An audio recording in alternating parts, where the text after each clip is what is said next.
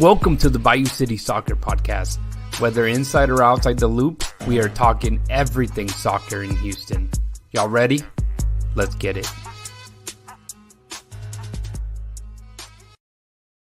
Houston, welcome to another episode of the Bayou City Soccer Podcast on a Friday. Special day. We are here. It was interesting because Tuesday there's a game. So might as well do a special episode to recap some of the things happening around Houston soccer. And to join me, joining me, I'll have two of the guys, Joey and Manny. Joey, how you been, man? Oh, doing great, dude. How are you? Not too bad. Let's get Manny in here as well. Hopefully he has the energy today, man. I heard you had a little bit of Italian food. So what's up, Manny? Nah, man, I'm good, man. When it's real Italian food, it's light, man. It's light. It's full, but it's light. There you go, Yeah. man. So, yeah, again, we recorded Tuesday night as that's usually the allocated time that we do for our streams, hoping that we were hoping that the game was over against Detroit City FC. We would be talking and celebrating a win for Houston, or at least for it to end in 90 minutes, not a goal, the stretch all the way to penalty kicks. But here we are, man. I mean, we did have like about an hour and 45 minutes on that episode. Got to hear obviously and learn a lot from Edson and everything that happened in RGV. Touched a little bit of Dynamo as it was falling apart during the recording, and a little bit on Dash. But I mean, you guys wanted to maybe talk a little bit more in depth of the reaction more than anything of what's surrounding the Houston Dynamo. But Joey, man, what you've had some time, I guess, to think and do ratings and all that good stuff from the game on Tuesday. Obviously, a game tomorrow night in Sporting Kansas City for Houston. What is it like right now, man? What are you thinking about the situation with Houston? Are they in a bad place right now? It's a lot to think about because if you look on just Twitter this whole week since Tuesday, it's been in a frenzy. So, there's so much to discuss and think about. I mean, just losing to Detroit, and then you got the Detroit supporters and other USL supporters clowning us on Twitter, on national TV, and you got Ben's comments that's creating a lot of chatter.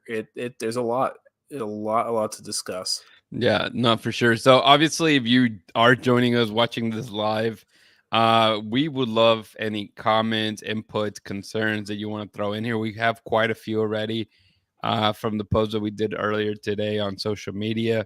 We'll try to answer some of those, hit as many as we can. We would love for you guys to join us. We know that Notorious Nemo says Coach Bendover. Nice. So yeah, no, of course, get in here, ask your questions. We know it is a Friday night. You guys are probably doing, most of our regular listeners maybe doing something else other than maybe being on YouTube. But yeah, feel free to join us. And Manny, man, same thing for you, man. What's in your mind just in general before we kind of dig a little deeper, man, on this Houston Dynamo or Dash? I think I think both teams are like in a slump right now. So it's like, I think both teams, kind of mimic each other. Both have injuries. Both have people out for the season. Some of think key players, like for the Dynamo, Ache wasn't here for the first 2 months of the season. He's coming back little by little. Your DP came in. It looked like he was pretty good preseason.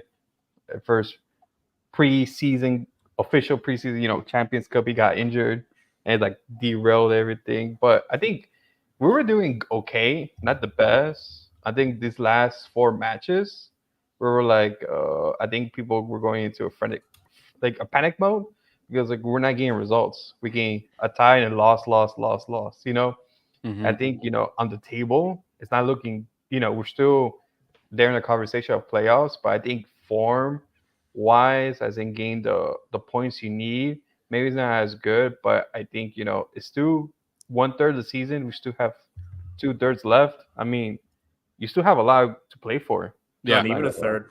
yeah. We'll play It's 10. you're close. You're close. Mhm. Yeah. So another great another great comment out there. Should we fire Coach Olsen? Express, please. I don't know. We're not there yet. But Joey, I do have the list as well from some of the tweets that we got. I'll start with the very first one I see here. Is that okay? And then just I guess we'll scratch it off so I don't repeat myself. Yeah. But we'll start with Chris.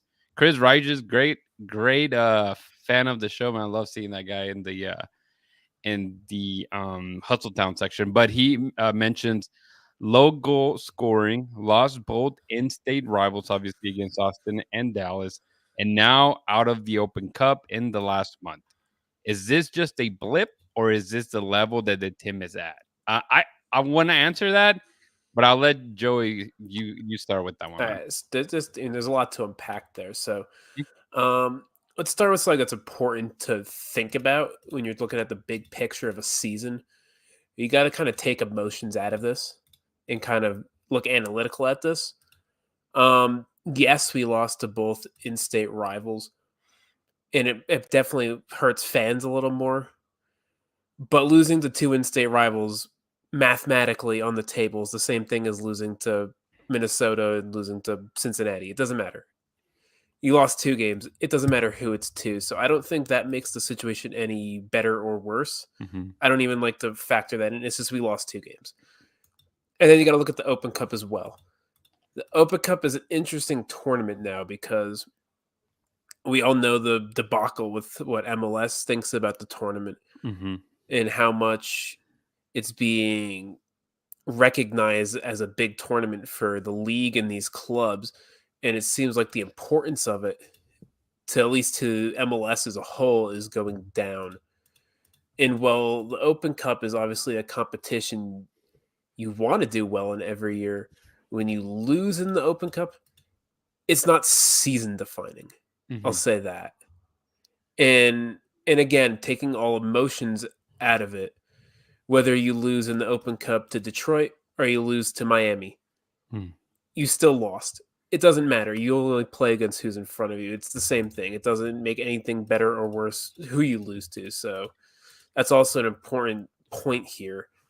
Then is about the low goal scoring. I I think mean, that's the only one in question, right? But I think that even when they were only scoring one goal, they were winning those games, right? It was going either yeah, way. yeah. So I mean, either they winning weren't they weren't 1-0, particularly high losing goal 1-0. scoring last year because the identity of this team is to grind out games, to hold possession, make sure the other team has the least amount of chance to score on as possible, and then through that high possession, they'll get a goal through some Hector Herrera magic, through some Bassi magic, to Coco Karaski magic. That's what the style was last year. That's what worked. And you look at it this year, Hector Herrera's not been here. He's played what 120 minutes the whole Yep. season and is yet to play more than 45 in a game. And that's only been for the past few weeks. So that's a huge component of what made this team successful last year, just gone. Because he Mhm. makes everyone around him better. And if he's not there, the quality dips in every single player on that field, except for your maybe your Svitchenkos, Mikhail's brothers, because they're defenders. It's a little different. So the low goal scoring, am I worried about that? Absolutely, because it's led to us not winning as many games as they need to. But in big picture wise, Herrera's coming back. Probably give it. Ben's pretty much saying week or two, a little bit. He'll be back to full fitness. He'll be playing 90 minutes, so that should solve a lot of the issues there. And then we talk about the striker position for the offense. Last year, did it really matter that much? He was playing up front. Ali played up front, Sebas, Thor, and then Baird. And the results were kind of the same no matter who was playing. It's True. just, eventually Baird got hot. Mhm. Could they make the playoffs with Kovalchuk playing at striker? I think so. Is it Yeah. ideal? Mhm. Probably not. If you can get someone else in better, yes, obviously, but Yeah, and I mean, there's more questions. Obviously, maybe people Hmm. asking like who to trade for, who to Hmm. sign. Yeah, we'll get into that. I even have some ideas for that. Yeah, but just thinking of what you currently have in the roster, just if you're comparing, like you mentioned last year, I mean, how many penalties did Bossy get? How A many lot. We have haven't they got a got it? penalty yet this year. That's another And that's thing. that's my point. So, and if you really look back, Bossy has played way better this year than last year. Bossy, if you go through like the in-depth stats, advanced stats, Bossy's been on another level this year. Hmm. He's been Mhm. excellent. Who the people who have not been excellent are Coco in a lot of senses. Hmm. He outside the first few games when he was playing those really crazy passes to Aliu and they were scoring goals out there. He's kind of disappeared for the last bunch of games until he pops up with that goal on Tuesday. I mean, Kovalchik is also he's just not. He's kind of proving that he's more of a midfielder. He's not a goal dangerous player. Hmm. Yeah, and he's a good player. I think He's good. he's playing very well. It's just the fact that something that even Coach Ben Olsen has mentioned in the past. Like they're not true strikers, as we know. You can see it. Hmm. They're not target players by any means. This guy's probably barely break like 5'8". Whether it be Bossy or, and nothing against short people, Joey, but you're not gonna go and try to do crosses all the time No, too. It's impossible whenever it, they're it, going it against. lowers the effects of a player like Griffin Dorsey. Mhm. And Because I so mean, you look at the crossing numbers. Griffin Dorsey's crossing numbers per 90 are down a ton. Well, the only guy who's really crossing the ball a ton this season is Bossy. mhm. The only thing that I would ask you, Money, we know again, Bossy and Kovalchik keep rotating it in the ninth position, false nine. Ferreira is a big question, and at this point, he just can't catch a break, I suppose. Right? Last year, he looked like he was in informed. They sent him to Brazil.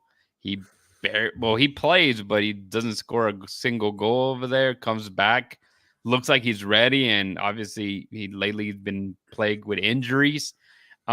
Just from questions regarding his health, I think Ben seems a little frustrated to continue to tell everybody's like he's not ready. We don't know when he'll be ready.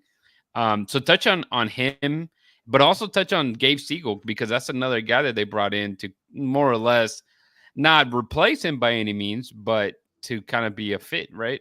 At Ye- that striker position. Yeah, I think I think what most Dynamo fans are frustrated with is he's one of your DPS. He's supposed to be one of your main players.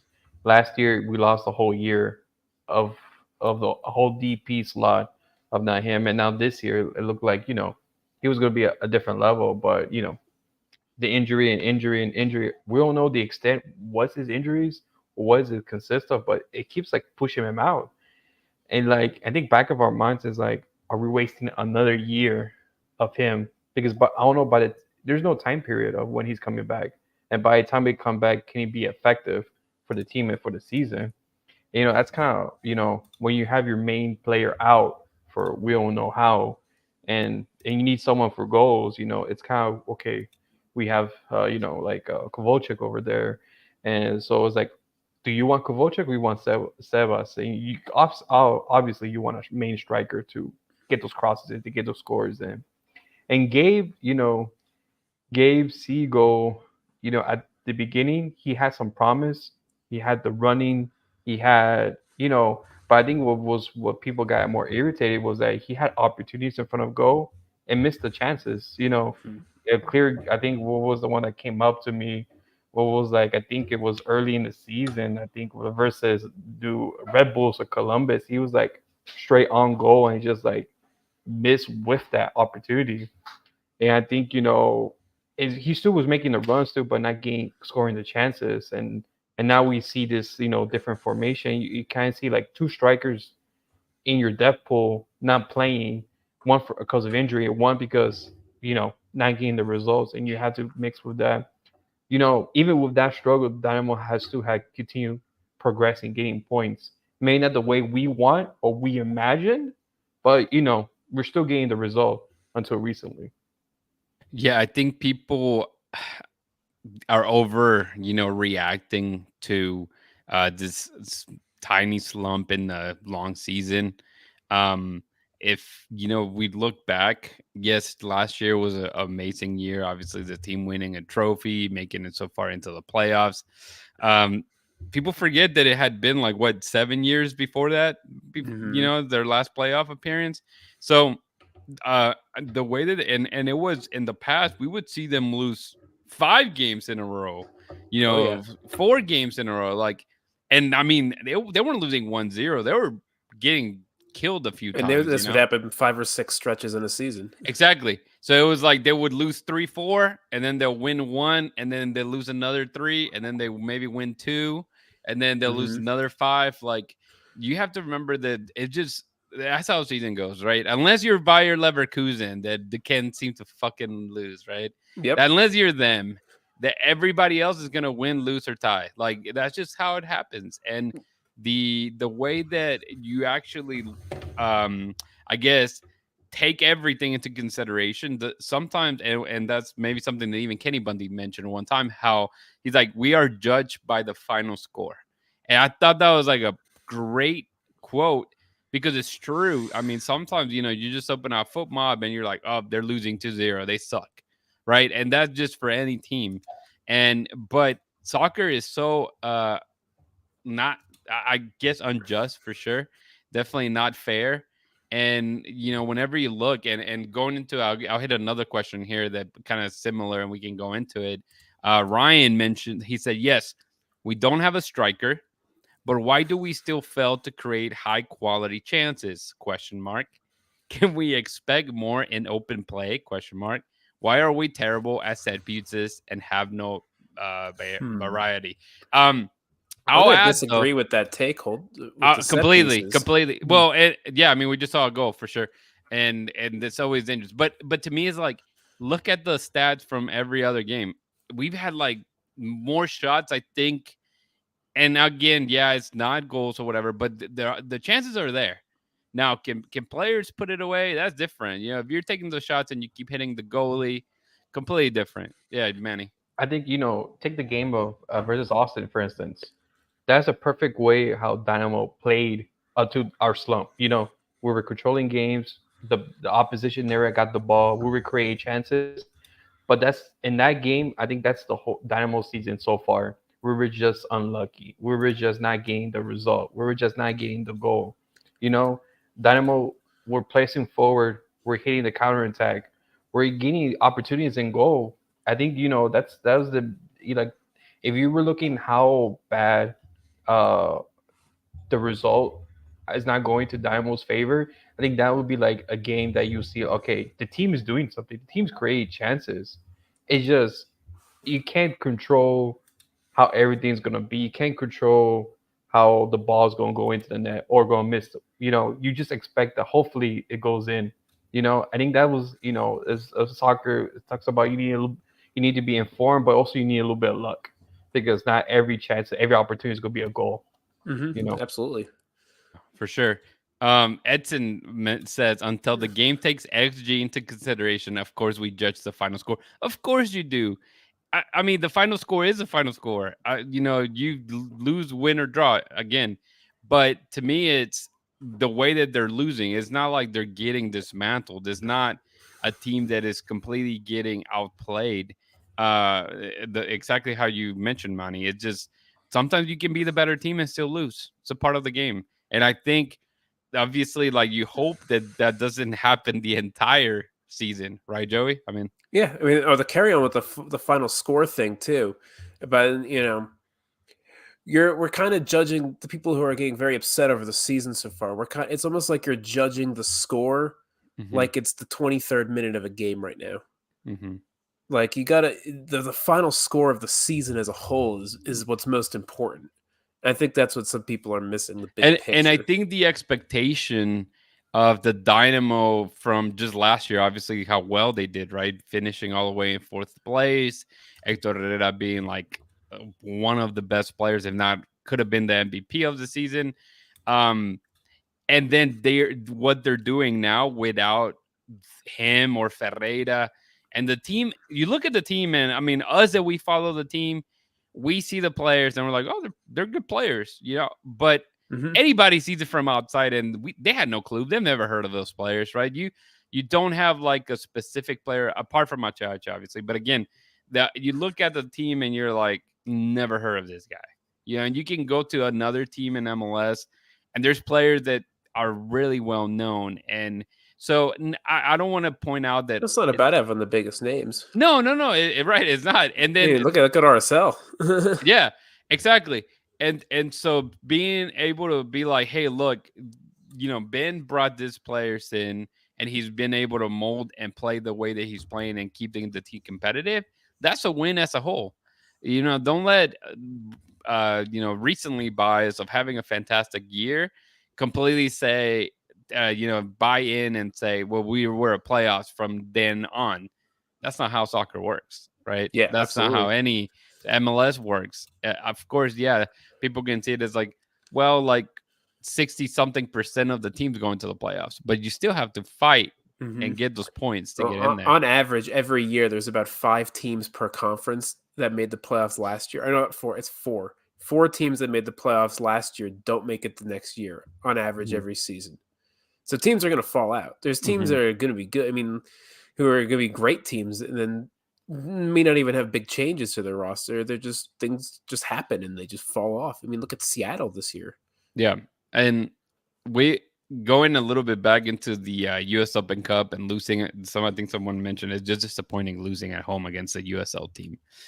You hit on it, Joey. I mean, I think USO hasn't gotten as much propaganda as they did last night, and Jimmy Fallon and Oh my god, what was the guy's name? John. I don't I remember can't the think guy of it. from Parks and Rec. But anyways, yeah. So John no, Glassler. and obviously the statements that Ben also had, right? I think Cesar Procel asked about the difference between the USL Championship and MLS and its second division, and it looked like some people, including Edson, who's listening to this, was not happy with that answer. But you're a USL Championship guy, Joey, Yeah, having I love New USL. Mexico United, in your backyard. So, what are your thoughts on that statement? I, And what do you think overall, I man? think for some USL fans, I think it's a bit of a harsh truth to some.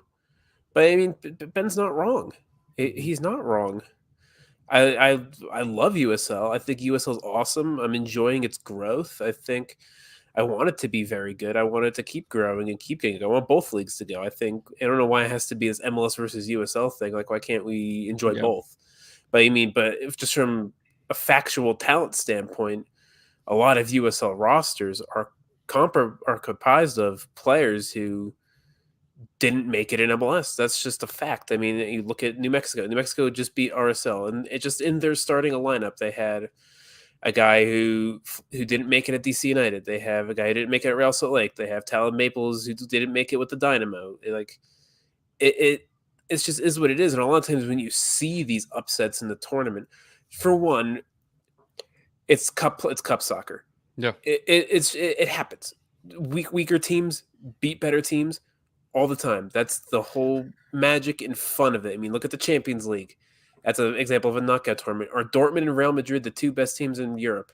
Probably not, but I they're in mean, the just final. take Well, Real like Madrid maybe, but the Dortmund's FA definitely Cup, not. the Yeah, FA FA Cup, Cup. like those national cups, right? Yeah, Didn't who Bayern just Munich beat? lose to like a They lost to third a Third, third division division team? team. yeah, Yeah. Manchester United lost to Coventry. Coventry. Like it is what it is. And also a lot of times you see these upsets in the U.S. Open Cup. You look at the sides that the MLS teams put out in their lineups. They're playing a lot of backup players, which is what Ben said. And then if you even look historically at a lot of these big upsets, you look at their lineup, and then you look at where those players that started in that lineup are 3-4 years later. A lot of Mhm. them are in USL.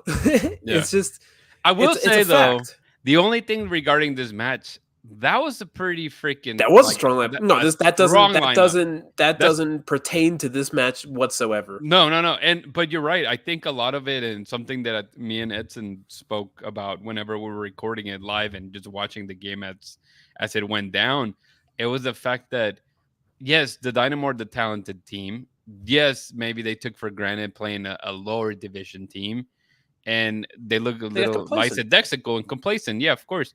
And but you saw that the other team maybe not as talented, but they gave everything they had, and that's all. Sometimes that's how it Absolutely. goes. I mean, at the end of the day, on paper doesn't mean a lot. Is once you start playing that you can really see a team, and sometimes you get lucky. I mean, that goal that the guy scored, that very first goal. I mean, I god mean, dang, that's a that's a 1 in it 100 never shot. happens, right? The Plus, there was a second foul goal. on Hector Herrera in the buildup. But I mean, it's not even use referees as an excuse. No, It's for not an sure. excuse. It's at the end of the day, you still have to score. So okay, that he Mhm. scores a goal. Then the second goal, Barlow gives it away again, and no one really pressured. They get score again. They It's fell just asleep. one of it's just who wanted it more, right? At the end of the day, when you have those cup games, to me are amazing for that same reason. What because I don't it's know if I want to say David they against wanted it Goliath, more. man. I don't know if I could. I think that's a fair point because I think every game that every player on these fields take, they want it just as much as everyone else. Sure, I sure. don't know if I could buy into they wanted it more because No, no, everyone wants no. it. But I think it's a lot of it. Like you do want to look better. You want to be the guy that says, "Hey, I beat Yeah. the pro team." That and sometimes that's wanting it more to an extent. I'm not saying that the Dynamo players didn't want to keep going into the league and win back to back championships, but there's a massive chip on shoulders of some of these USL teams that are gonna be able to like literally leave everything on the line Hmm. and one that name, because Detroit City can get eliminated the next round and it's over. It's not a big deal. Hmm. But at the end of the day, I mean, they're playing Indy 11, I believe. So it'd be a Hmm. USL against a USL team. There's not necessarily a grit necessarily pushing him over the edge compared to going against an MLS team. And Absolutely. that's what we see in all these national cups throughout, Europe or South America and stuff like that. So it's Yeah. just it's a different tournament. It's a different To go vibe. back on Ben Olsen's Hmm. point that he was making too about there being a gap, the USL team. I could be wrong. It could be a lot far in the past, but I don't. Has USL teams never won the Open Cup, right? Since MLS has Nope. existed. Mm-mm. Yeah, I didn't think so. Yeah. And just Until that happens, right. Ben Olsen's comments are correct. Yeah, They and maybe even had poor taste, given he just lost to a USL team, but he's right. yeah. And then people may say like, "Oh, he's salty." He was not. Like some of the information was taken out of context Yeah. because he knows he's been there. He's won a few of them. He knows how those tournaments work. And to me, the best part about it, I mean, just take like was it Union Omaha took Yeah. Sporting Kansas City, who again had a pretty damn good lineup. And if I'm not mistaken, Union Omaha is like a third division team and took them all the way to the 120th minute of that match before Mhm. Alan Pulido scores the winner. So it's like it's a grind, man. Those matches are a grind. I think Mhm. it builds a lot of stuff, for sure. I And think it's yeah. What's up? What's up, money? no, I was gonna say correct. Actually, the Rochester Rhinos was the last USL team to win it That's in true. 1999. With Pat 99, Onstad okay. was in that. Pat Yeah, Onstad Yeah, was yeah. in How Pat can that. we forget yeah, about that? Yeah. Yeah. yeah, 25 years ago. I mean, So yeah. yeah. And after that, it was just all MLS. you It's said it nothing. was 99. 99. Yeah, So I 99. mean, the MLS was basically a second division team or league at that rate, man. Yeah, basically, 1995, 1996 when MLS started, Yeah. and so basically ever since MLS started, they've won the Open Cup. Mhm. So it just And the tells. thing with Ben's thing as well, it's not like he started the press conference and just he came on and said, "Oh, USL sucks."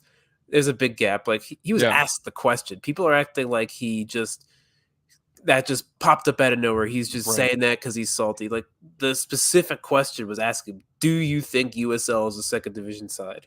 Yeah. What do you want him to say? Do Yeah. you want him to say no? They're better than MLS, or no? They're the same as MLS. 'Cause that would be him That'd be dumb. bullshitting us. Yeah. Exactly. Yeah. And Edson said that it's that Ben took it as bait from Cesar whenever he asked that question, but he really did give credit. I think he started the thing saying, congratulations to Detroit. Like the He did. entire thing, and first statements was just saying how they played well, they fought, they did.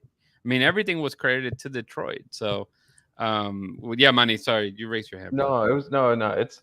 I think the only reason that a USL team might win this year is just because of the crazy rules that MLS made before the tournament. Yeah.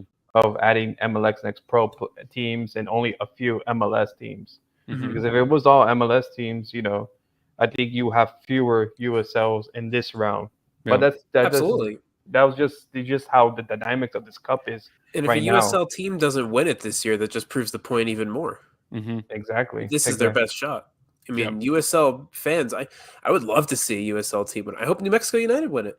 Yep. That'd be awesome. They got New York Joe City will be FC there on the too. pitch. I will be there. I'll travel if they make the final. Hell yeah. I'll move on to another question here. It's from TS Saloik. I'm gonna go with that. With all 3 DP slots taking down, we try to buy one down or buy Sevas out for another DP or more U2 players. Oh, I guess buy one down. So we U22 players. We can buy down Eric's Viachenko. Well, the Dynamo can buy down. Ted Siegel can buy down. Pat Onstead. Pat Onstead. Well, someone has to give the money other than. Well, but it's MLS magic money, but magic money. Garver bucks. So in reality, Viachenko can in fact be buy down right during the season. Yep, anytime. And so that would obviously open up a DP spot for the summer at this rate because they can do anything right now unless it's a free agent. And I don't know if there's a lot of great talent out there in free agency. I don't believe they could sign free agents outside of the window because they can't register them. Yeah, they can't register. So and then so that'd be 3. So what is the new rules? It's 2 DPs and 4.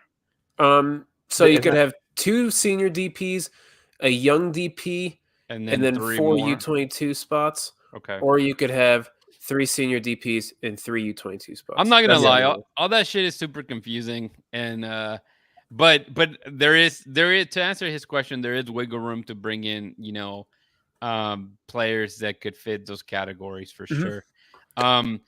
Let's touch on Sebastian Ferreira right now. Yeah.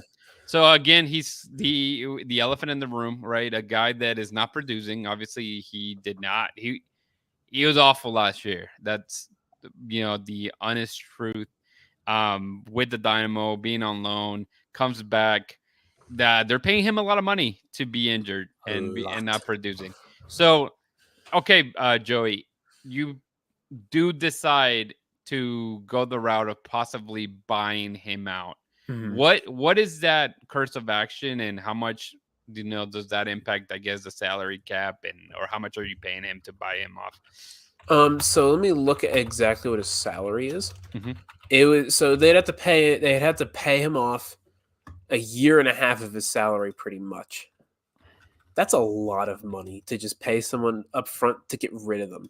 Unfortunately, his salary per season is $2.13 million. So they'd probably be paying around $3 million plus to buy him out this summer.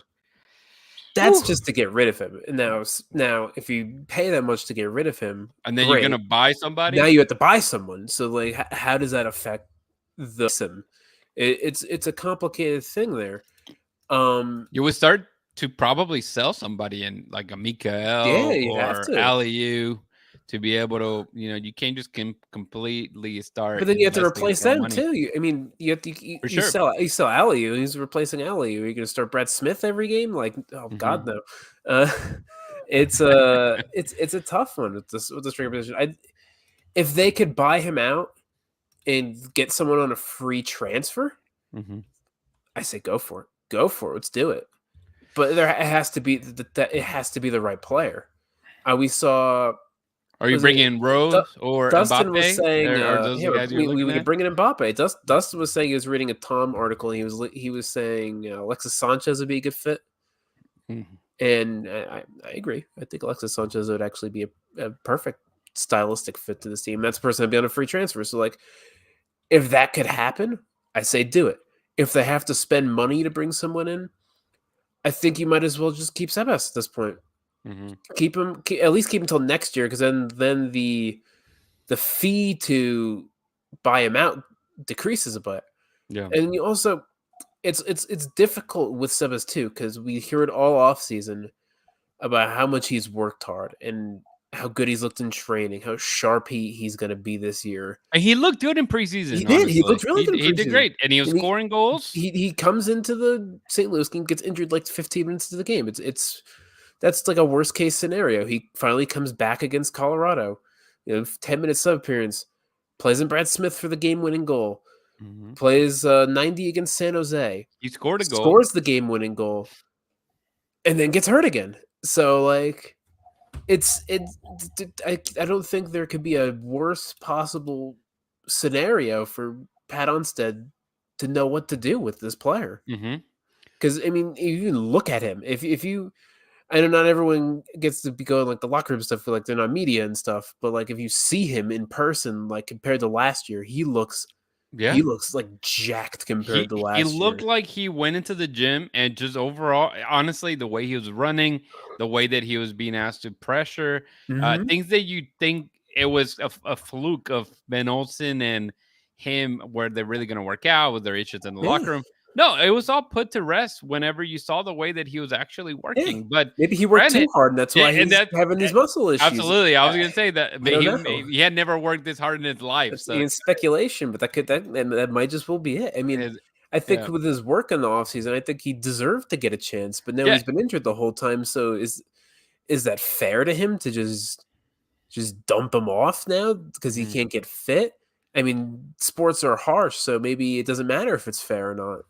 Yeah, and one thing that Manny you mentioned earlier too regarding Ferreira is the injury itself. If it's a hamstring injury, that takes forever. Oh yeah, Those muscle, like, deep tissue injuries, they are very difficult to come back from quickly. I think they wanted for him to do so. I felt like seeing the way that he went down. Me being somebody that got the same injury way back when I was 18, this guy's like 25, so he's a little older. But you tear a tear or just strain one of your muscles, man. It's very difficult to come back at full throttle so quickly. And I felt that he was gone for about 6 weeks or so after the injury, and I felt that was too soon. And maybe that could have been it, because again, not long after that, he and I was telling you guys that the last game at home against who was that? Who they play at home? Not the St. Louis. U.S. Open Cup. Yeah, was it St. Louis? Yes. Yeah, St. Louis. He was warming up and he just kept grabbing in his hamstring the whole time. So And then he played. He played 10 minutes. he played 10 minutes, and then we were speculating that maybe this is when he starts, right? Gives more minutes at U.S. Open He Cup, set up a chance too against St. Louis. he didn't even show up for that. So it's just And interesting. he's out for this week already. Ben confirmed, right? Yeah, And then it was on the injury report too. and he made it sound like he had no clue. Like the timeline probably just extended, and we didn't really get a ton of Franco Escobar. Was he back on the? He was questionable. He's Okay. questionable. Okay. I So really hope he's back because Steres looked just absolutely gassed on Tuesday. yeah, for sure. But Manny, I'll go with another question here. I guess regarding summer transfer, we'll start on that. It says from John. He mentions, do you think the team manages to survive until the summer transfer window? And do you think Pat Onstad is on the hot seat right now? What are your thoughts on that, brother? Hot seat? I don't think Pat is on the hot seat, to be honest. I think Pat was on the hot seat on 2022 than he was right now, because 2022, I think he made some questionable decisions, hiring Nagamura and keeping most of the roster and adding some pieces that didn't look fit right. But I think last year you saw the pieces he added, a lot of good pieces that we have right now. It's not Pat's fault that Sebas is getting injured. It's not Pat's fault that the team is not making that last goal. The team is playing well, so it's not even Pat's fault. I know, in him and Asher were talking about how tough the league is construction. With Glenn and some of the podcasts, they're doing their best. They're doing researching. If not maybe for this window because of the cap and the limits, maybe the summer that will open up even more availability. Mm-hmm. But I think the summer window opens in July. Was it mid-July? I think. Yeah, Mhm. I mean, Yeah, it's mid. July That- 12th, I That's want to Yeah, say. yeah. yeah. But by the time we're in mid July, what Leagues Cup's gonna start? Yep. Leagues Cup's gonna start. So we have now until the end of And June. July's not that far away. That's 2 months from now, and Month and a half, really. the MLS season doesn't end till what, like late November, mid May, November. yeah, yeah, October. I and then believe you it's have the October Leagues now. Cup. So Well, the basically, playoffs. With the yeah, playoffs, I mean, Yeah. the Okay. playoffs Okay. included. Yeah. yeah, It was playoffs included early December. yeah. So basically, we have enough. So basically, the last league game we have is until like July 20th. So we have now to July 20th of league games. I think if we get a result tomorrow and start pushing up, get points, a draw or some wins, we'll still be comfortably in the middle of the table. The who's number one? I forgot. Number one right now. I was looking at it right now. Salt Lake. They have 21 points. We Yeah, have 14. So it's not like it's we're. not. Yeah, two games to I get think you we have a back in game in it. hand on them too. Yeah, I was about to say we're not nowhere near like okay we're down. Well, This is and it's funny that you mentioned that the team that they're playing this weekend, Kansas City. Kansas City like went on like a 13 game Mhm. winless They streak didn't win a last year. game until late May last season. Yeah, They didn't even and win yeah one game, and they made the playoffs and won their and first series in the and playoffs. that's like the funniest thing because people forget that like when the season started, I think it was deemed the best start for the Dynamo in club history. And like the This first season? 4 or 5 games, yeah, because it was the first four games of the season. yeah. It was deemed to be like the best start, uh, or one of the best starts for Houston.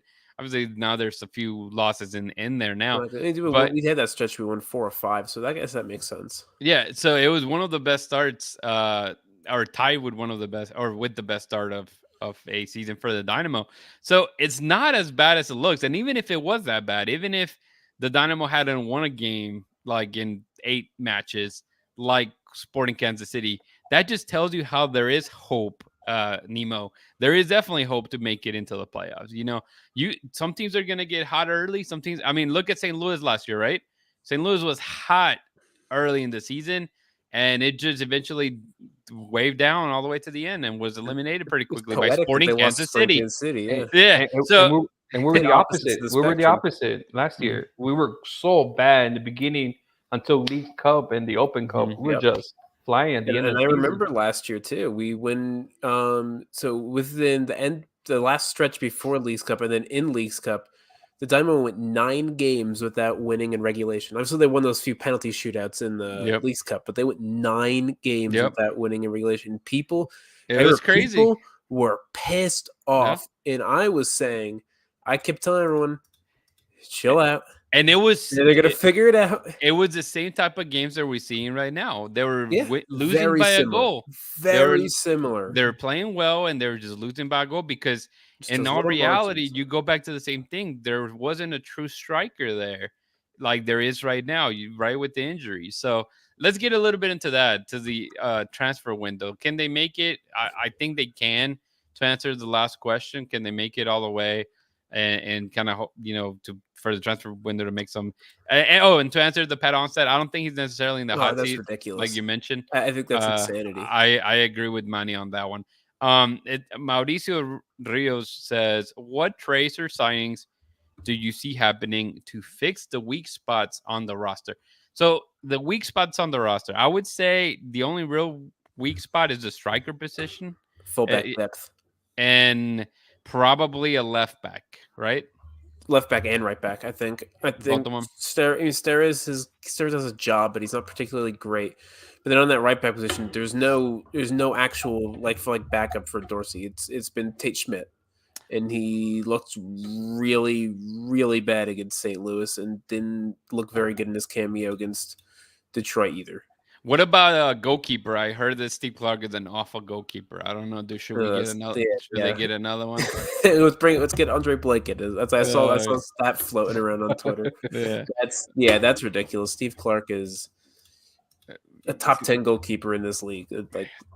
Just stop that nonsense. Tarbal's needs a backup. He's fine.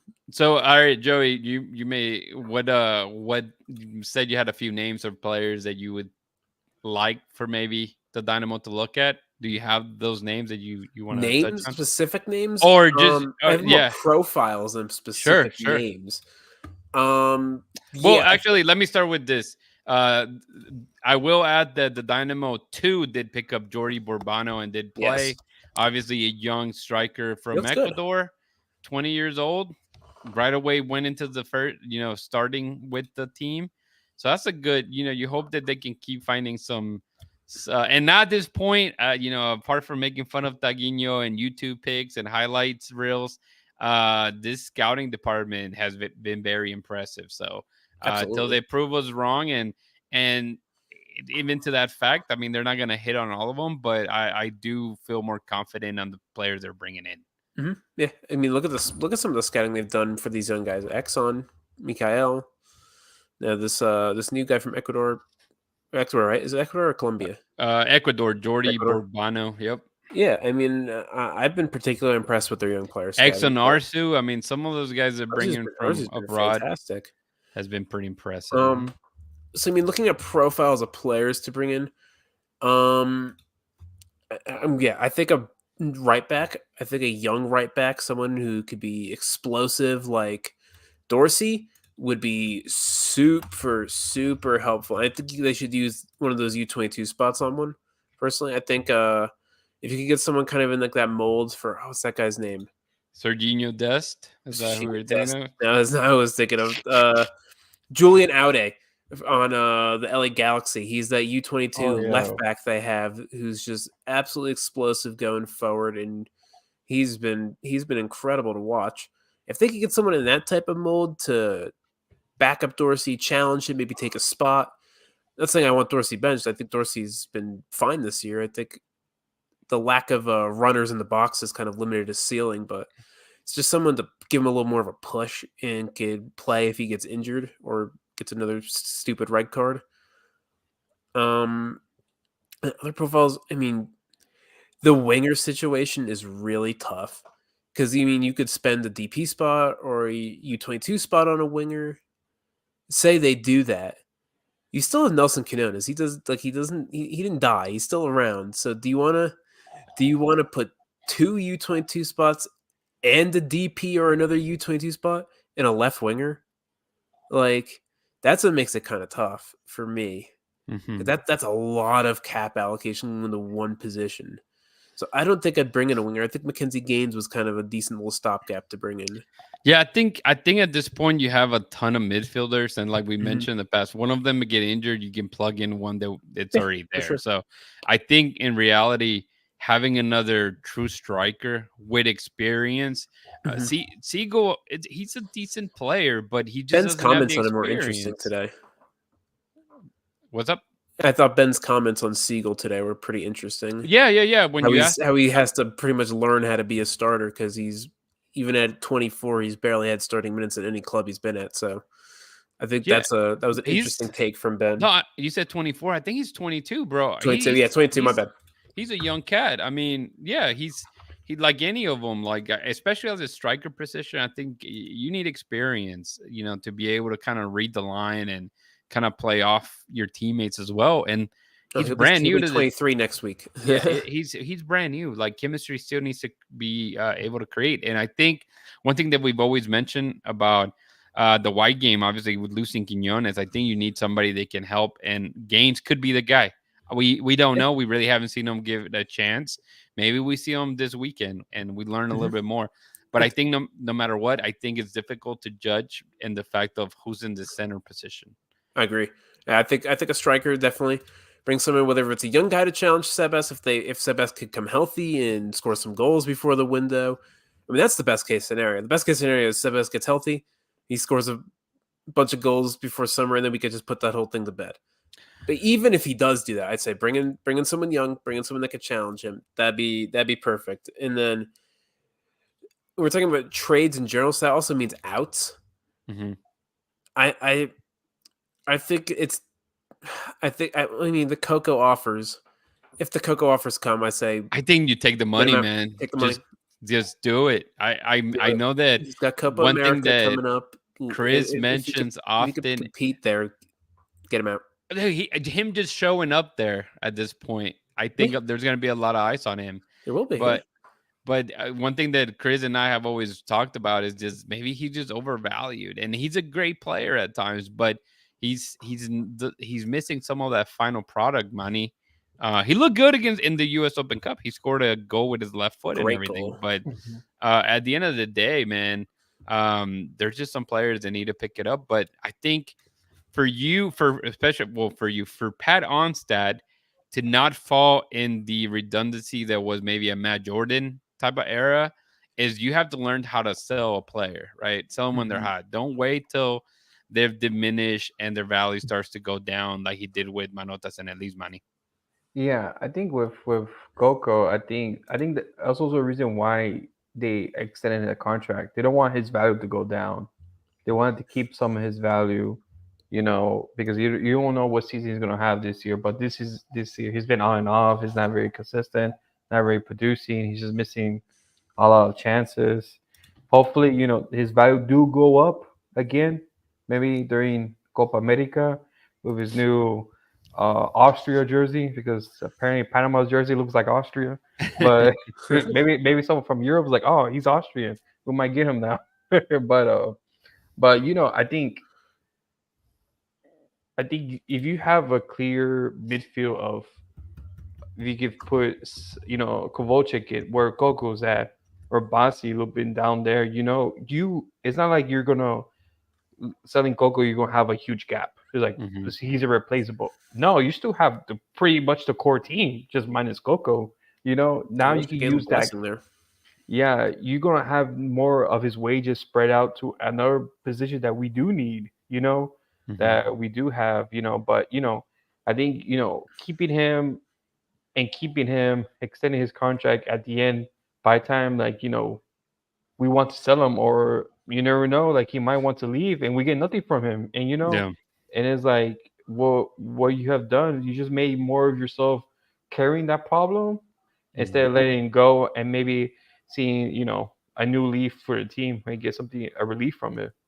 Yeah. Yeah. Because if somebody's offering you, for shits and giggles, somebody's offering you 5 million, and that's the number you keep seeing, but you think it's 8 million, right? In your head, you're like, I'm not letting him walk for nothing less than 8 million. That 5 million guy eventually is going to become a 3 million guy, which eventually is going to become a 2 million Eight guy. 8 million is ludicrous. Which, and again, it was for shits and giggles. I'm just throwing those numbers to kind of, and then that thing's gonna become, I'll give you a cow and a chicken, and it's like, well, fuck, I should have taken those 5 million. And I think that you don't want to become that, because again, that's exactly what we saw. Albert Ellis. I mean, this guy could have been sold for a ton of money. He probably could have been like a record-breaking, transfer out when it happened, and yet you settled for an undisclosed mark that was rumored to be about $1 million, and it was an IOU too from Boavista. So it's incredible to me that sometimes these things kind of happen, man. Hmm. And talking about It- outs as well, I think if Poland comes calling again, or someone in MLS, maybe it'd be interesting. Kovalchik, I would let him go too. Yeah, I yeah, like him, but I think Latif Blessing could kind of do a lot of the same things he does. yeah. I mean, and again, it's good. Some good players that show good qualities, but hey, someone comes knocking for it, and it's making you a little bit more money than what you originally paid. Take that monies, man. Manny, what were you gonna say, man? no, I was saying, like it's just the value of players. The soccer, soccer is keep changing. You keep changing your roster. You keep changing your roster because you don't want to be stagnant. You don't want to be just relying on the same Hmm. players. You gotta make changes. You gotta make the way to keep competing. You gotta make changes. You gotta add new players and take out old players. Only when new players come in that they're going to compete, it's going to make your team better. And someone to stay here for a while, they become comfortable, they become stagnant, and they don't produce. And that's what you want. You want your players to go out every game, play their best, and win. It's the only way by adding new players. It's And the only stay no. competitive. Yeah, stay competitive is the main thing that you need to do, man. For sure. As much as we like players in the past, like maybe Adam Lunkins, man, you could see how he was his best player on a bad team, and then as soon as he went elsewhere, he struggled since then. I think he's already back in Sweden. if I'm Yep, not he mistaken. is. So it's just one of those, man. Yes, of course, it'd be difficult to name specific players that the Dynamo could look at because, as we know, I mean the spectrum is so wide. When it comes to soccer and where you can pick up players, but the roles and position that you guys mentioned, I agree with you guys. There's definitely some room for improvement anywhere, and obviously depending on the injuries that have been happening. I mean, Sviatchenko's been hurt as well. We didn't even touch on that. I mean, he's been on and off the lineup. Barlow Kelsey, overall too. had looked well. Bossy was out with I think it was like was it the green card thing? He was trying to get his He was hurt though visa. too. Yeah, he was there too as well. He had an injury, and then he came back from the injury, Well, and then he even got hurt again for like another 2 games. like for instance, Daniel Steres too was another guy that we didn't really know, but he was injured apparently all of preseason, and that we heard that when the last interview we had with him, he Oh was yeah, just it's true. mentioning how it took him a while to get into the team like he did last year because he missed the whole preseason due to an injury. So it's just lingering injuries has affected this team, which obviously last year, they didn't. They were probably the healthiest team out there. So it's just pretty incredible the way that the season just every season is different, guys. Let's start with this other question here. Nev's new CF says, will the Dynamo try to make playoffs? Will they try to, or at least win one Texas Derby? That's a great question, man. By the way, Kyle Blogs, what's up? Notorious Nemo, thanks for joining us. Edson, Rook, all the guys commenting on here, Mike, and we have about 100 people watching this, so that's good stuff. So, Manny, will the Dynamo try to make the playoffs? I think right now they're currently in the playoffs. So I was like, the only thing they gotta do is lose every game, not to be in the playoffs. So, but I think 9 teams out of 14 in the West. Yeah, I was like, Try to you're make the playoffs. basically you can make it, So there's no excuse why Texas Derby. I think that's a different thing. That's a whole different issue. That's a fan thing. I get it. I think that it's a must win. If I take off my media hat and put my fan hat, I want to beat Dallas and Austin, I could care especially less. Dallas. I couldn't well, care less. but see that. Okay, but let me give you a question. Let me give you a Rudy. Would you prefer beating Dallas and Austin and miss the playoffs, or lose to Dallas and Austin and make it to the playoffs? That's not a good question. That's not a great question. That's a terrible question. No, it is a terrible question. It is Joe. It is a terrible question, but for Rudy, it's a good question. Terrible question. But last year we didn't win against Austin and Dallas last year. Did we? But we still made the playoffs. I think we. No, we didn't. No, we didn't. Who No, cares? It doesn't matter. That's the point. It doesn't matter. 3 points is 3 points. It doesn't matter Exactly. who play. It doesn't matter. If you go and they beat LAFC at away, something they've never done in the past. Yeah. They did some things that they had never done in the past. It doesn't matter. You take each game separately. Again, the passionate fans is going to be like, what the hell? We lost to our rival. Why do we even hate Austin? I don't even understand it. Why do we hate these teams? Oh, because they play in the same state and MLS tells you you're supposed to hate them. It's stupid. No, I get it. I mean, the thing is like the only real rival we have on a historical basis is Kansas City. That's it. Because we've played meaningful playoff games over and over again, and Open Cup games. We've affected each other's seasons over and over and over again. We just hate Dallas and Austin because we're told we're supposed to hate them. It's stupid. Who cares? If you're gonna take any game, I think the Dallas game to me is the one that is like, I don't care who else they play, but they need to beat Dallas. That's how I see it. I'll give you Dallas at least because we've had some. There's been some chippy games with Dallas over the years, so I'll give you that.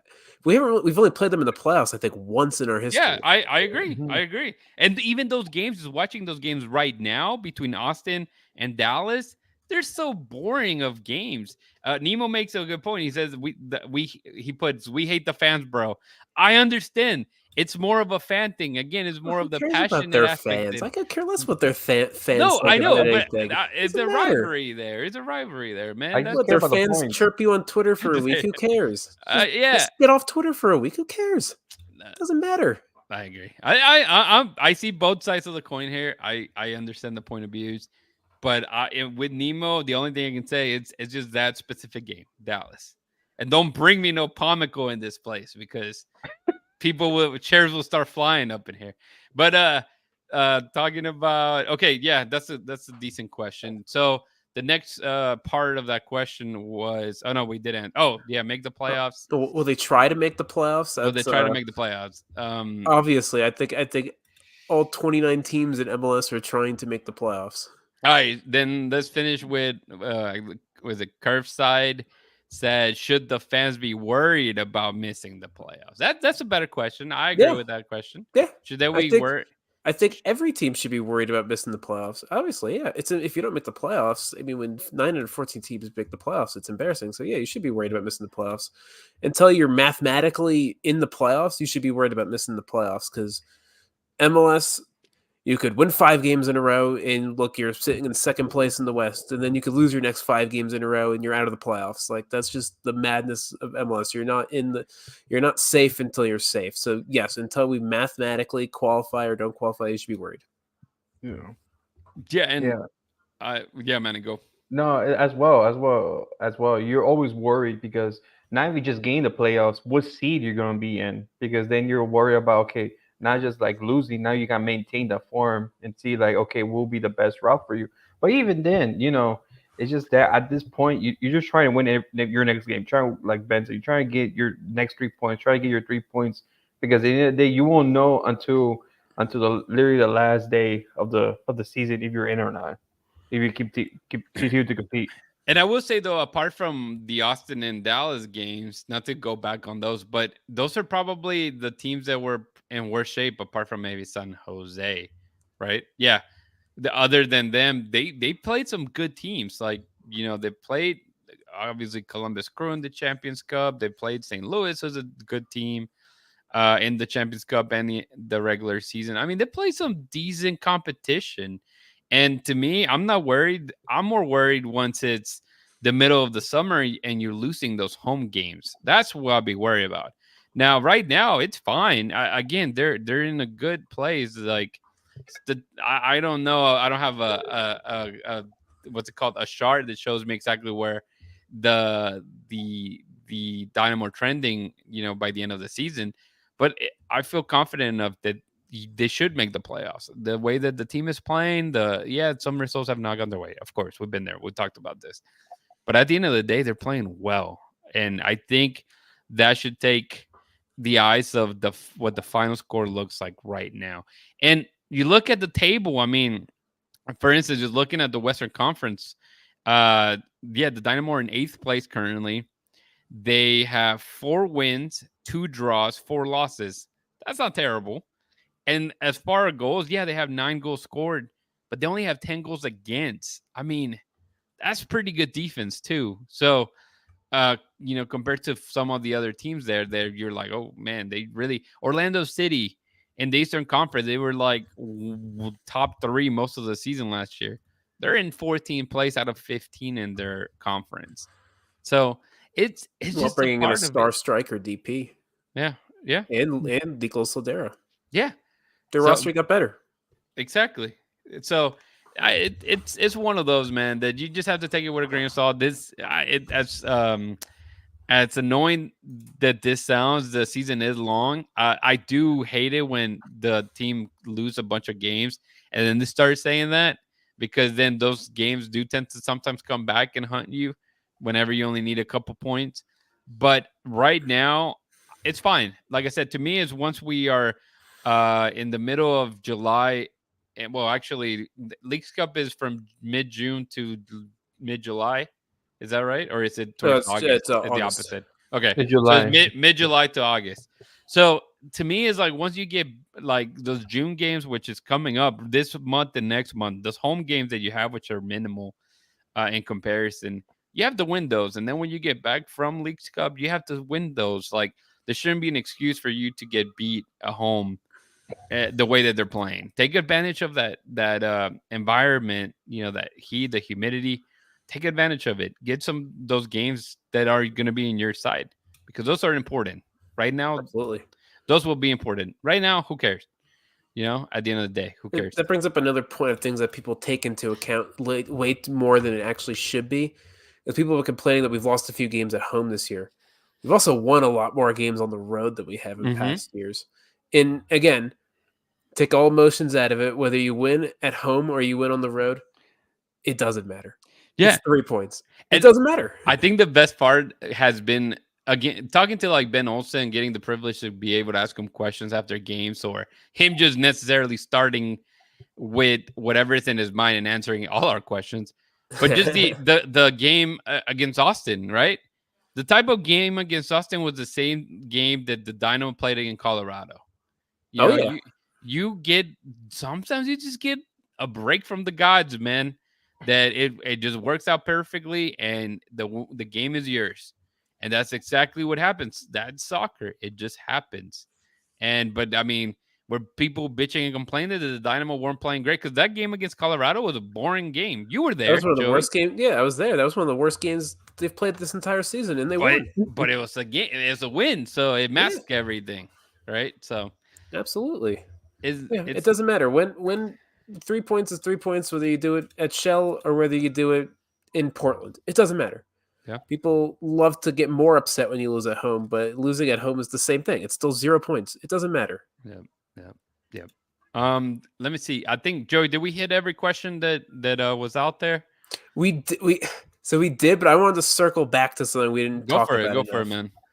So it was from Ryan's question. Okay. When he talked about how we're terrible at set pieces and have no varieties, man, that couldn't be any more far from the truth.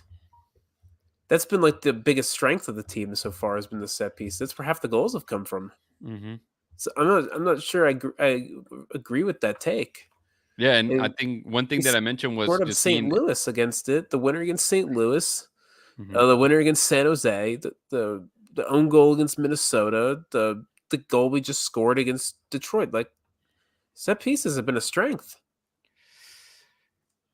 Yeah, I can't really add to that, because even seeing Hector Herrera and Dorsey link up, I was like, there we go, back to the same old Dynamo from last year. It's like you've scored 4 goals so far in 12, 13 games on the whole season. I think we played 15 games this season. 4 goals in 15 games without your main set piece taker available. Doesn't seem like a weakness to me. I mean, Bossy's averaging 2 shot creating actions per 90s from dead ball situations. That's pretty solid. Absolutely, man. So, yeah, again, there's a lot to talk about with the Dynamo coming up. I would say, unless you guys have anything else to add, Dynamo related, we're about an hour and 10 minutes in, which it's not bad. It felt like it'd been 20 minutes, to be honest. But is there anything that you guys want to touch on the Houston Dash? Is that a can of worms that I want to open up? We could go a whole other hour about this. I could go an extra 3 hours for that, but we would need a separate episode for that. So, I mean, Notorious Neiman says, "Don't do it, bro. Don't do it." All right, because that's. If anyone has specific questions about the Dash, let's hear it. Yeah, if anybody anyone listening, throw it in. Notorious Neiman says, "Please separate it." Man, it's one of those for sure.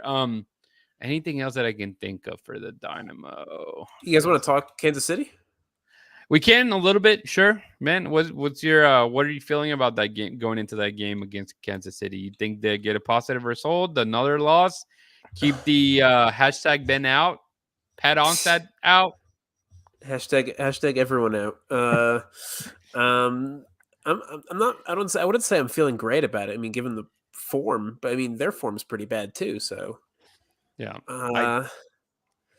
I'm positive. I think this game has draw written all over it. That's what I think. It seems pretty even, especially when both teams went the extra mile. Playing 120 minutes. I mean, the penalties, by then everybody's pretty much calmed down. Game's over.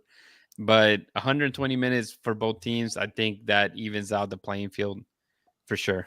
I'm just really worried about what the lineup's going to look like, because. Nemo, that guy's boring, man. He says they got that one YouTube streamer dude with the funny mustache. Okay. We all know who he's referring to. I mean, yeah, like lineup wise, he had some. And Griffin Dorsey looked like he was going to die on Tuesday. Yeah. Steres looked gassed halfway through that game. Greg has played a full 120 minutes when he hasn't started in a few weeks. So it's like, what is this lineup going to look like? Who's fit? Who's ready to go? Escobar's questionable. Ooh. It's a puzzle. Steve Clark starting. Yeah, right, exactly. write me down for that one. Put your bunny on that one, Rudy. Yeah, dude, that's easy $5 right there. Yeah.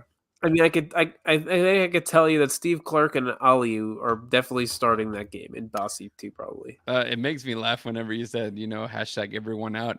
One thing that I forgot to tell Edson when we recorded, and I didn't want to touch on his open ones about RGV getting dissolved, but I was thinking how at one point we were joking around before, the new ownership for the Dynamo took over, but we were all joking around that the team is getting sold. They're probably moving to Jacksonville. Like and when you go through it, it has to be very difficult, Manny. But here they are, right? What are your expectations, I guess, Manny, for the game against Kansas City? Also, I guess maybe to throw it in, not that it may matter at the end of the day, but there's no games for Dynamo 2 this week. So could we see some of the young guys maybe in the bench? I mean, Sargent's been on the bench a lot. Scylla has been on the bench. Ben had some good comments on Scylla today. When I asked him that question about the Dynamo 2, he really hyped up Scylla. So maybe, hey. Yeah, you never know. I think tomorrow's gonna be a mixed bag. You got both teams are gonna be gassed. Both teams are trying to get a result. Both teams have been poor. It's just I think the battle of who is much poorer and who has the competitiveness to get the 3 points. I think at the end of the day, it will be more favored to Kansas City because they're at home. They have the quote unquote extra day, extra few hours of rest because they're at home. But Dynamo has to travel out.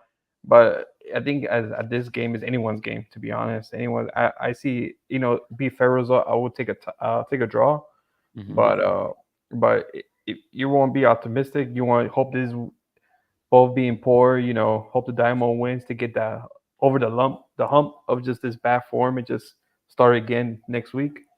But I think after this game, I think it's nothing but just you got it's so much games you have because after this you gotta go straight back to Austin on Wednesday. It's just it's so much you have to grind it out. It's gonna be nothing but grinding. That's the MLS, man. That's why we love it because it's crazy. Yeah.